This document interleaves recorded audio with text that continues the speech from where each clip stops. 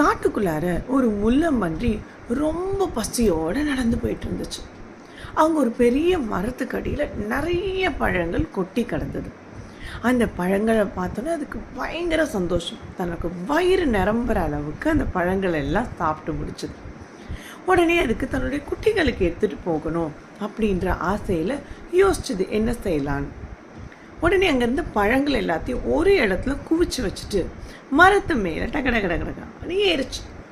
ஏறி பின்பக்கமாக திரும்பி டபார்னு விழுந்துருச்சு கீழே. அந்த முட்கள் எல்லாம் பழங்கள் போய் சொருவிக்குச்சு. தன்னுடைய குட்டி கைகளால் அள்ள முடியாததை தன்னுடைய முட்களை பயன்படுத்தி எல்லா பழங்களையும் தன்னோட குட்டிகளுக்கு எடுத்துகிட்டு போயிடுச்சு. பார்த்தீங்களா, நமக்கு ஒன்று வேணும் அப்படின்னு நம்ம நினச்சோம்னா எப்படியாவது ஒரு வழி நமக்கு கண்டிப்பாக புலப்படும். All the best.